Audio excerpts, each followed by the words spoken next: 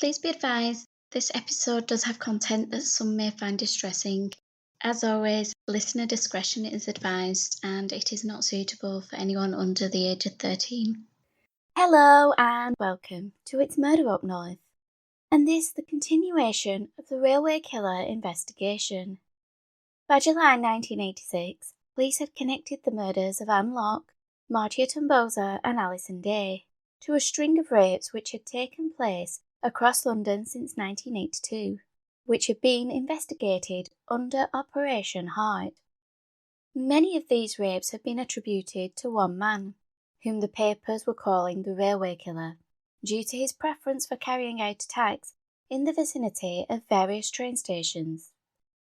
Given his escalation from rape to murder, the police were keen to apprehend this individual, prompting 4 separate forces to combine their resources in hopes the railway killer could be unmasked. Join me as I delve into the investigation that led to the killer being caught.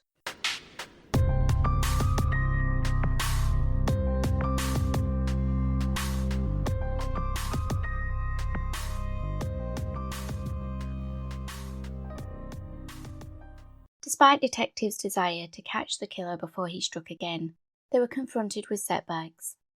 Alison Day's body had been submerged in water, removing a great deal of potential evidence, with the only forensic link to her killer being unidentified fibres from her coat. Meanwhile, when Anne Locke's remains were discovered, they were badly decomposed. This, combined with predation and exposure to the elements, had meant that if the killer had left traces, they were likely washed away or contaminated. Maartje Tamboezer's case was the linchpin which helped link the murders. Evidence recovered from her remains suggested that an individual with a rare blood group had committed the crime, and given the similarities, he was likely responsible for the deaths of Anne and Alison.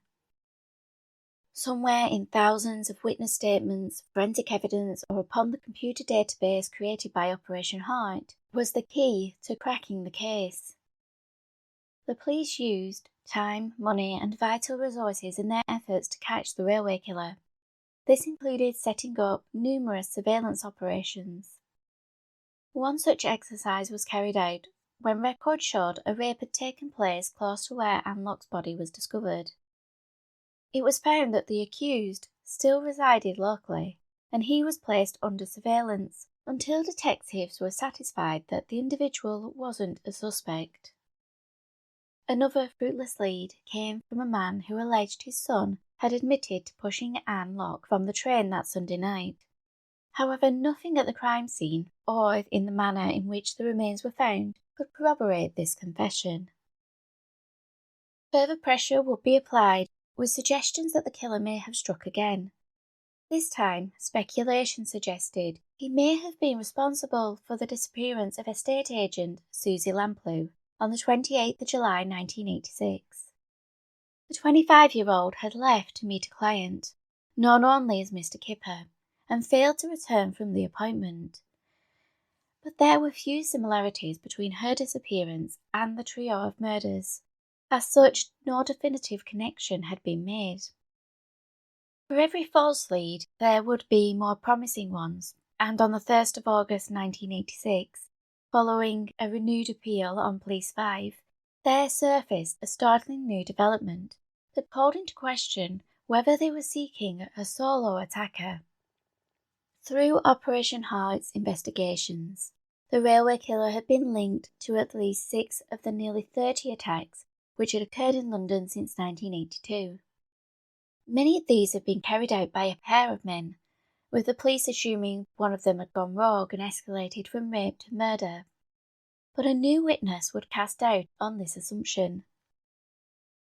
A woman who lived in flats near Hackney Wick came forward to inform police that almost 7 months earlier, on the 29th of December 1985, she had spotted a blonde-haired woman who bore a resemblance to Alison Day, standing near a bus stop and appeared to be lost.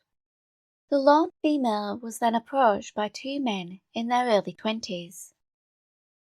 The witness recalled that one of them had an untidy appearance. He was about 5'7" and walked with a swagger. The other was 5'5", with fine, short, dark hair and was slightly built. Both men were wearing sheepskin coats. The pair paused and spoke to the young woman at the bus stop. Then one of them grabbed hold of her arm and the trio walked off down the road together. This incident had occurred close to Hackney Wick Station, a location from which Alison Day was due to walk the short distance to meet her fiancé but never arrived.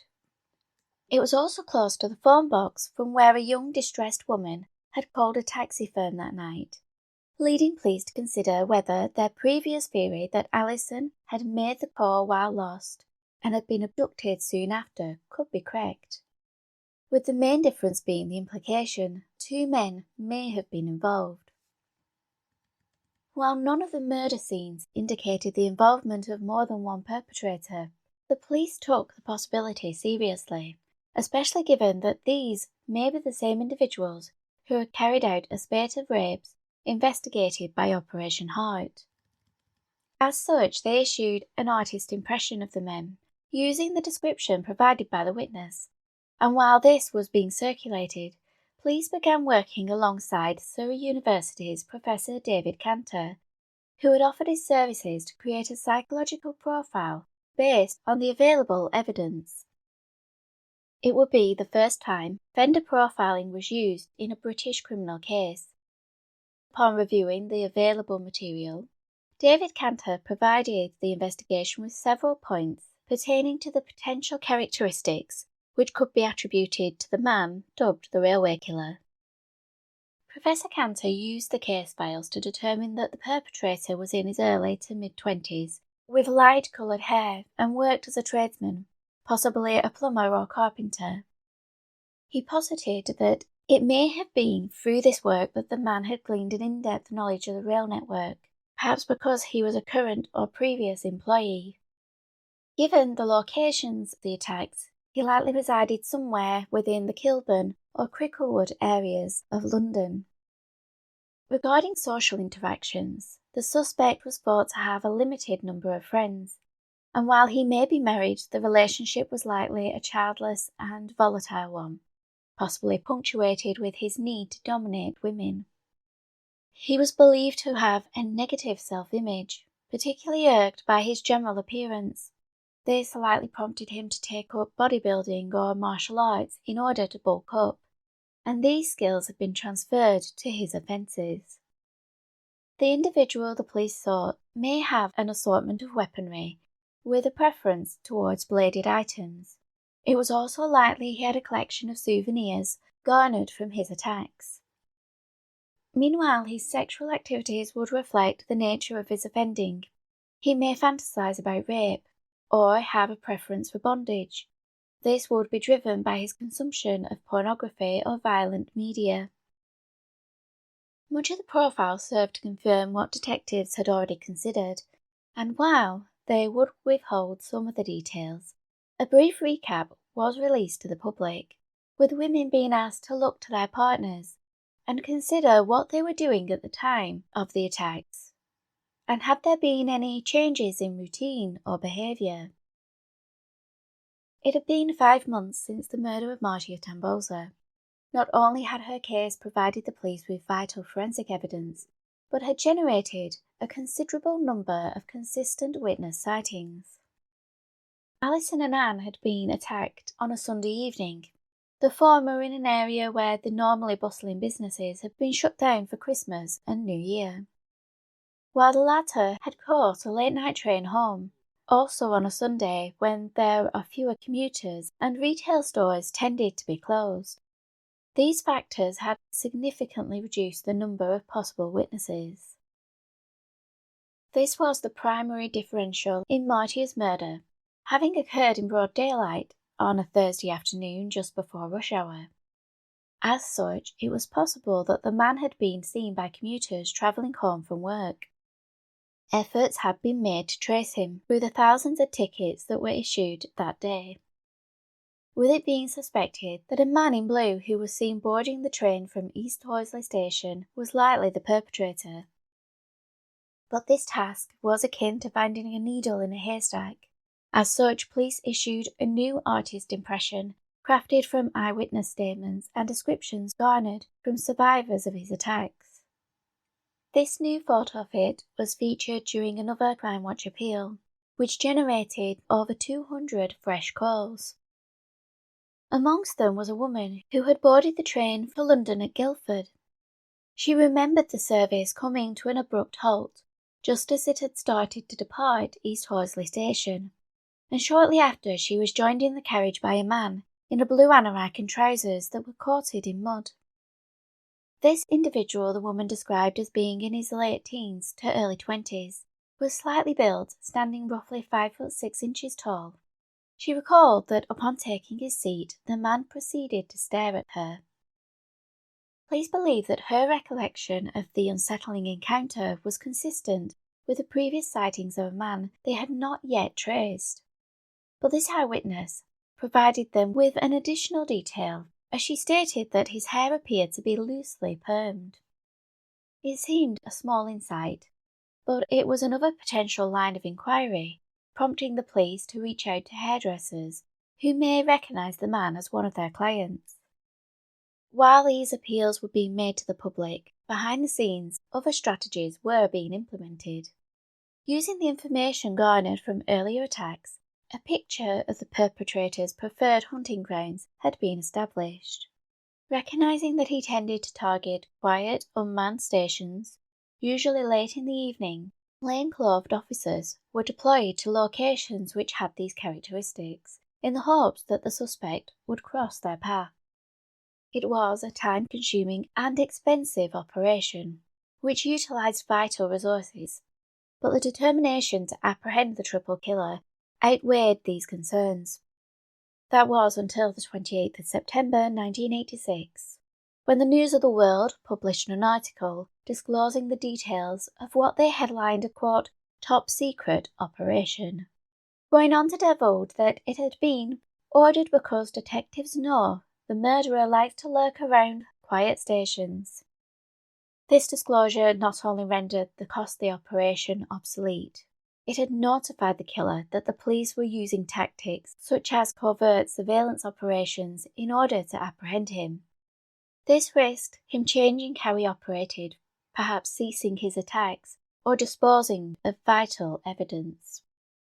Not only was this operation disclosed, but another report falsely claimed that the police believed a musician had committed the murders using a guitar string.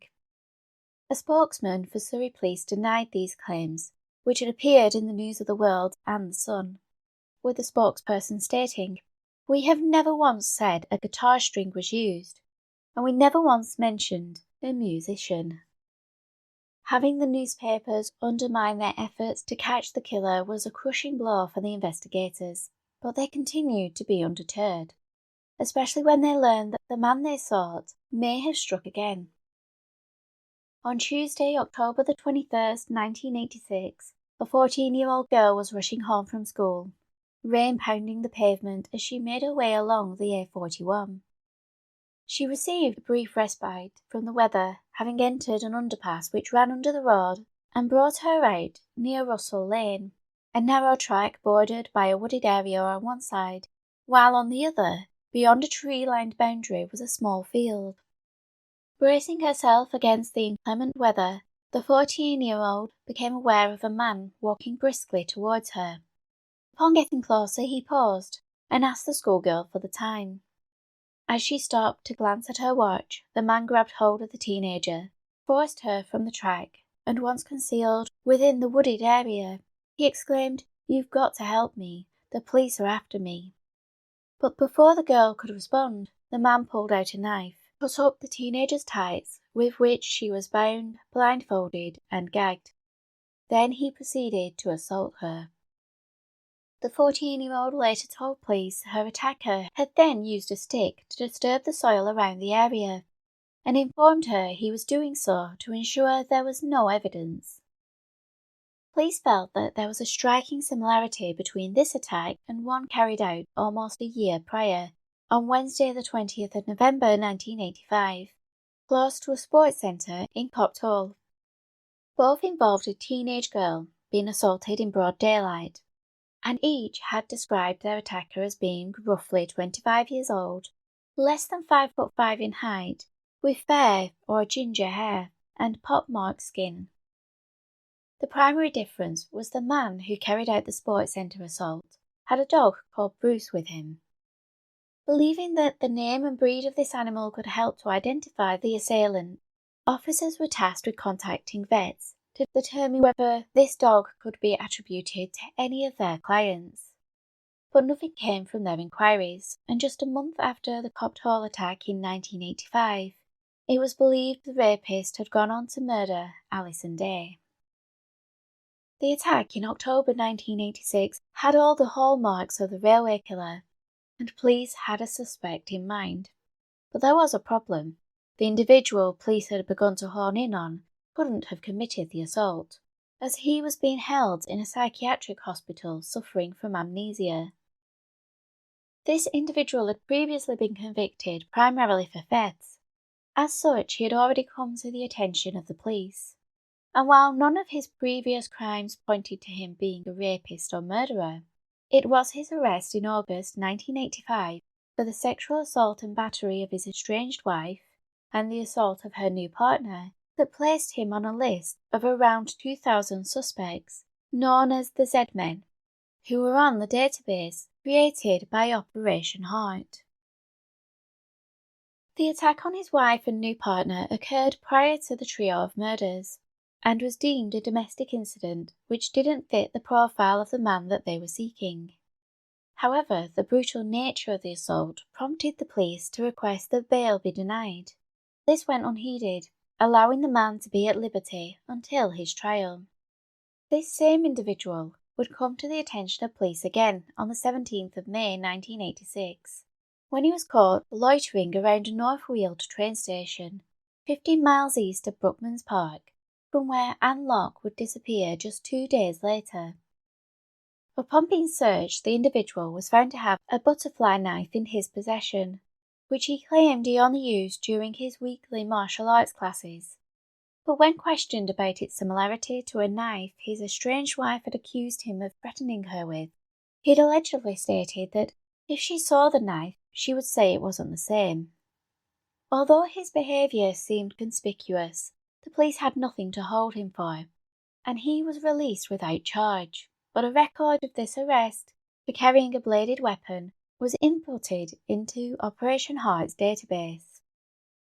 This extensive investigation, being undertaken by Scotland Yard, had garnered an extensive list of potential suspects, who warranted further scrutiny due to prior offences and or notable characteristics which they shared with the perpetrator. But wading through each individual was a laborious undertaking. By July 1986, the police had drawn a connection between the rapes and murders, with roughly 20 officers being assigned to systematically work through Operation Heart's list of suspects. They travelled around London and beyond in order to conduct interviews, search for key items such as cord resembling the bindings used on the victims, swan vest and matches, the brand discovered at Maartje Tambouzer's crime scene, and bladed weapons, which may have been used to coerce the victims.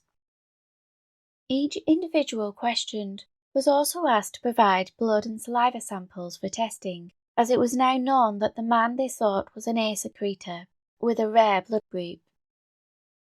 By mid-July, they reached Z-Man number 1594. However, having attempted to contact him at his residence in Kilburn, northwest London on several occasions without success, a written request for him to attend West Hendon Police Station was posted through his letterbox. On the 17th of July, the individual, accompanied by his solicitor, presented himself as requested. The short man, with ginger hair and pockmarked skin, sat across from the officers and provided hollow answers to their questions as he stared at them with his distinctive blue gaze. DC Peter Kelly noted this latter detail as one of the many features which the rape victims had described, and the man's general appearance also bore a striking resemblance to many of their accounts. It was noted that he had an interest in martial arts, something he was very comfortable discussing with the officers, who were aware injuries sustained by Maartje Tamboezer were consistent with wounds that could be inflicted by someone trained in that discipline. He was also awaiting trial for the rape and assault of his estranged wife on the 28th of August 1985, and the malicious wounding and assault of her new partner. This violent act, alongside the arrest at North Weald train station, during which he was found to have a bladed weapon and swan vest and matches in his possession, had caused his profile to be flagged on the database. But Z-Man 1594 gave little away during his interview, and he refused to provide a sample, making him the first of over 1,000 individuals to do so. These details certainly raised suspicions in the minds of the detectives who interviewed him. But police intuition and gut instinct were not sufficient grounds to charge him, and they were forced to let him go. However, within 24 hours, Z-Man 1594 was back in contact with the police, this time bearing several bruises and a cut to his chest.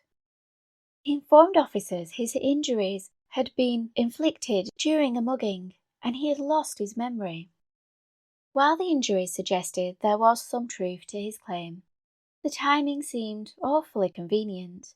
Yet, following a medical examination, it was deemed that he was showing symptoms of amnesia, and was admitted to Friar Barnet Psychiatric Hospital for monitoring and treatment. Given his condition, detectives were not permitted to speak with Z-Man 1594, but with him being admitted to hospital, they felt assured that while their investigation continued, he posed no threat. That was until the attack on the 14-year-old girl in October 1986. The problem was, Z-Man 1594 was still being treated at the hospital. So how could he have carried out the assault 17 miles away in Watford? The answer was swiftly retrieved. Much to the dismay of detectives, they learned that although Z-Man 1594 had been admitted to the facility, they were unaware that he had been able to come and go undetected by staff. Unable to determine whether he had been at the hospital on the day of the attack, and with the man still suffering from memory loss, it seemed their suspect had an alibi that was difficult to dispute. By the 11th of November, their suspect was now being treated as an outpatient, attending the hospital roughly 2 to 3 times a week.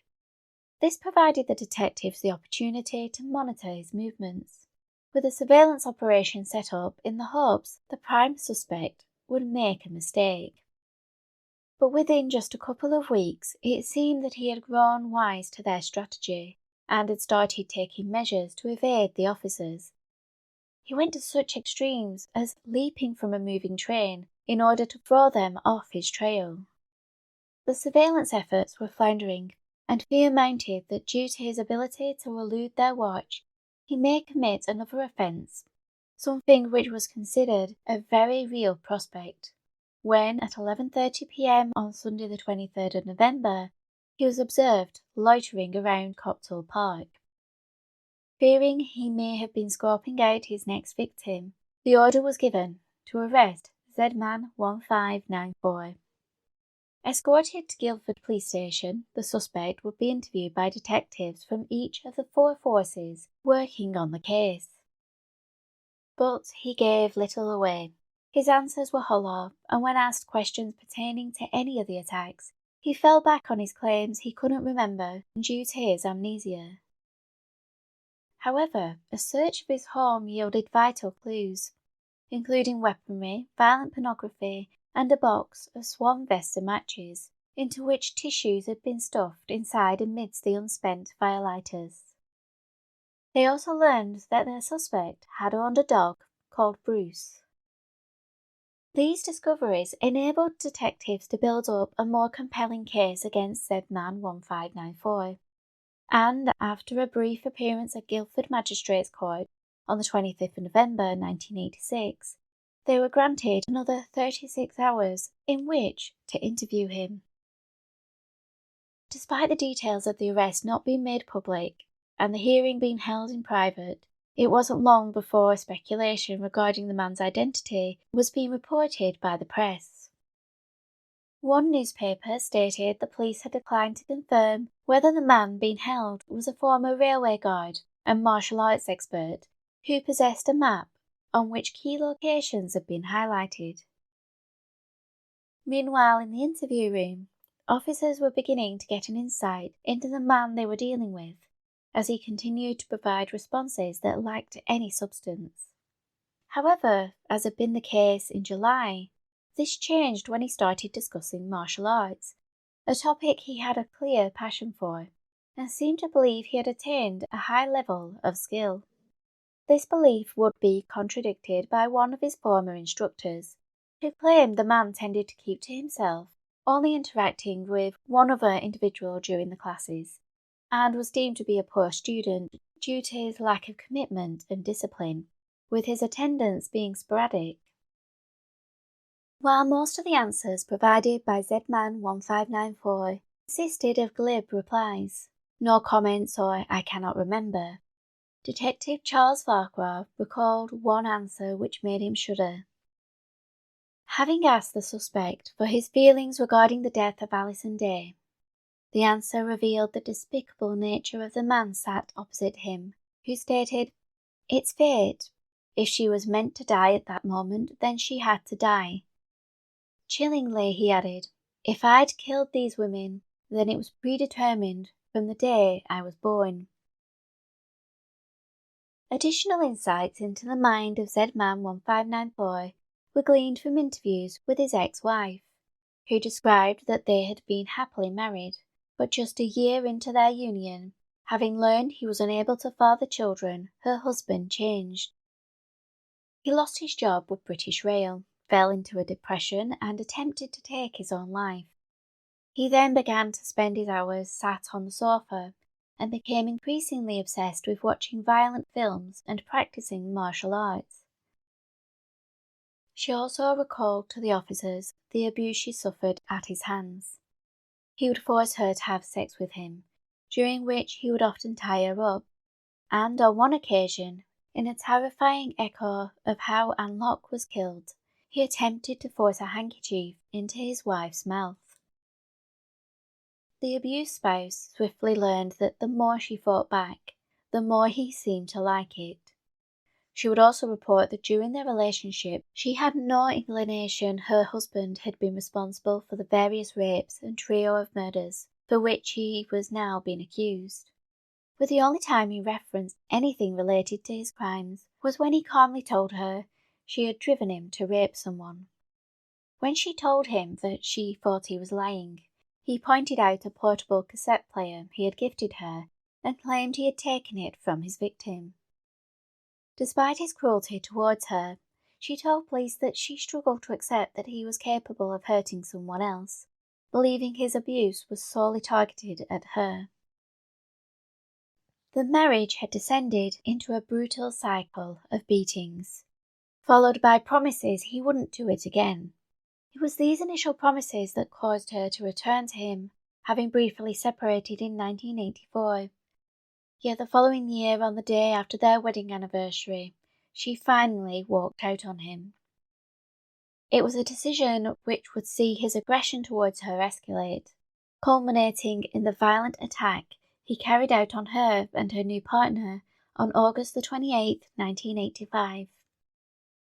As he was still awaiting trial for this incident, the charges related to it would be added to the growing list that would hopefully be brought before the court.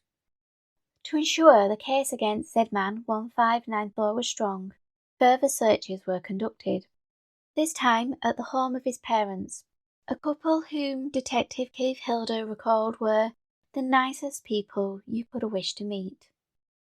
The perturbed parents watched in disbelief as officers proceeded to search every inch of their home, leading to a vital clue being discovered from the pedal bin in the downstairs bathroom. It was a ball of yarn, a material used to bind Maartje's hands. During inquiries regarding where this could have been acquired, it was learned that the only producer in the country was a factory called Somic, located in Preston, Lancashire.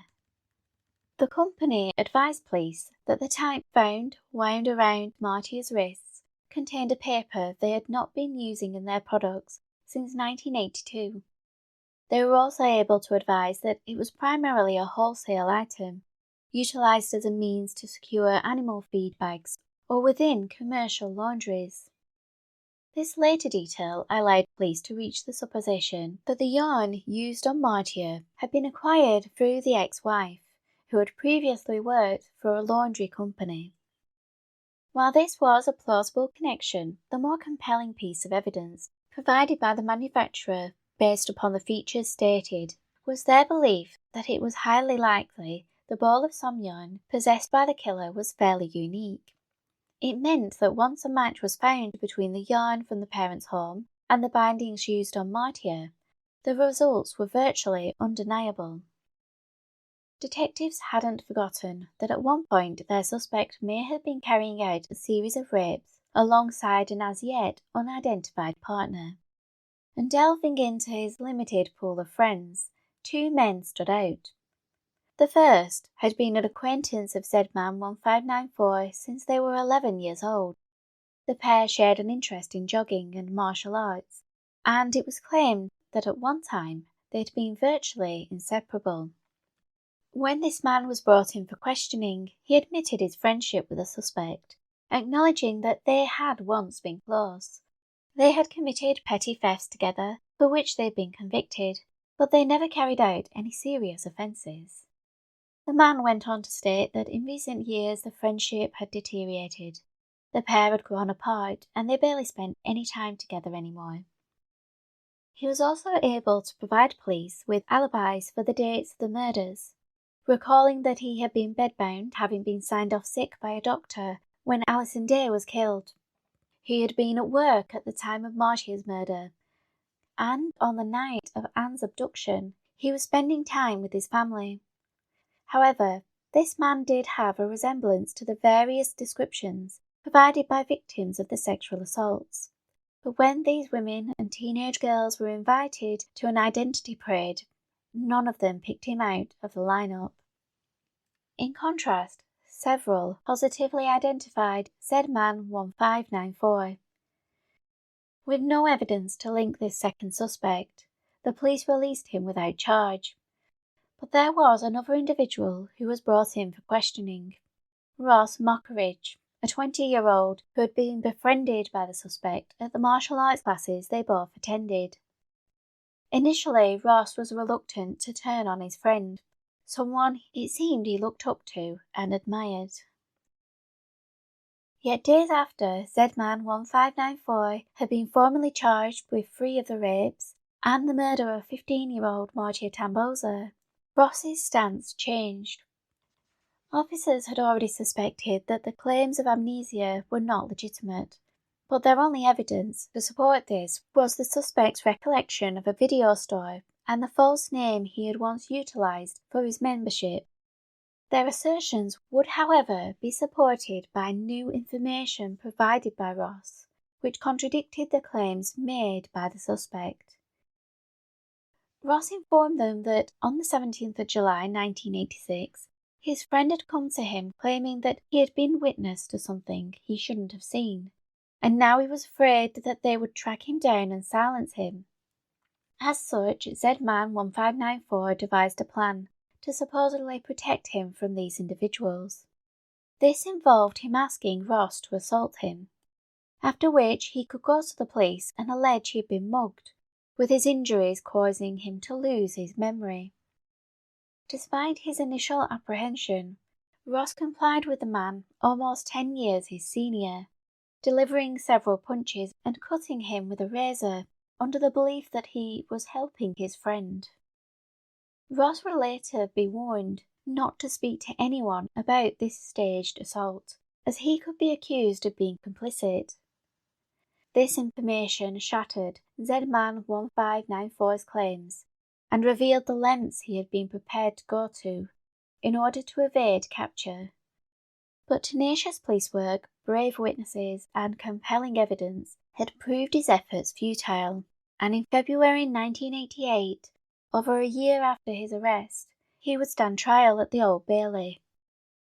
It was going to be a long and arduous undertaking for all involved, as the court would hear evidence pertaining to 3 murders, 7 rapes, 2 common assaults, 1 count of buggery and another of malicious wounding. In cases which involve accusations of rape, it is usual practice that the suspect isn't named, to protect the identities of all involved, especially the victims.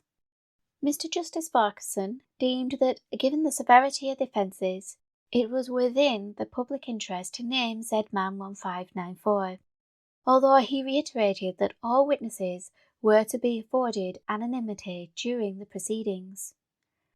Therefore, upon the commencement of the trial, it was revealed by the press that the man in the dock was 28-year-old John Francis Duffy, a man who exhibited several of the characteristics highlighted by Professor Cantor, who had estimated the offender would be in his early to mid-20s, the age range Duffy was at the time the attacks began. The professor had also suggested the perpetrator was a tradesman, such as a plumber or carpenter. Duffy had trained as the latter, through which he was taught to utilise tourniquets to hold 2 pieces of wood together while the glue was setting, and it would be suggested he had gone on to use these techniques for a darker purpose, as a means of ending his victims' lives. This training had enabled Duffy to secure work with British Rail as a carpenter, affording him the use of an employee pass, which enabled him to travel throughout London and the surrounding areas to undertake assigned work. Through his employment he gained an in-depth knowledge of the system, while the pass allowed him to travel undetected, as he wasn't required to purchase a ticket.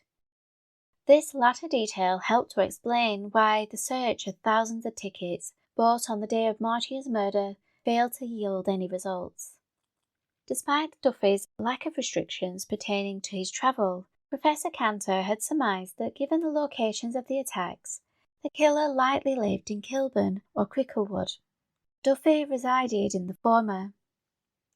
It was also supposed that he had a small circle of friends, which the police had discovered to be the case, and through interviews with his ex-wife, they had also confirmed Professor Cantor's assertion that the killer was likely in a childless and abusive relationship in which he had dominated and demeaned his partner. The professor had also supposed that the perpetrator was very uncomfortable with his own appearance. Duffy allegedly had a negative self-image. He stood at 5'4" tall, had red hair and pockmarked skin. It was believed that these, combined with the bullying he experienced as a youth, caused him to take up martial arts. His fascination with the discipline had extended to him purchasing weapons and consuming increasingly violent or pornographic films. Professor Cantor felt that this obsession possibly extended to the individual's sex life, and in turn his offending, a theory confirmed by the ex-wife, who indicated that Duffy seemed to be aroused by violent acts, especially if they weren't consensual, and had demonstrated a preference for bondage. Another piece of the offender profile which turned out to be accurate revolved around the killer's need to acquire souvenirs from each of his attacks. A detailed search of his home unearthed roughly 37 sets of keys, with witnesses reporting their assailant had taken these during the assaults. And while it was determined that both Maartje and Anne had sets of keys on them at the time of their deaths, neither set were found at the crime scenes. These keys were connected not only to the 7 rapes and 3 murders Duffy was charged with, but further offences which they had not been able to conclusively tie him to due to a lack of evidence. Although Professor Cantor's profile had proved to be remarkably accurate, it had served its purpose as an investigative tool. It was now up to a jury of 6 men and 6 women to determine whether the evidence and witness testimonies were sufficient proof of Duffy's guilt. Join me next time as I delve into the trial of John Francis Duffy. So in the meantime, keep an eye on those shadows.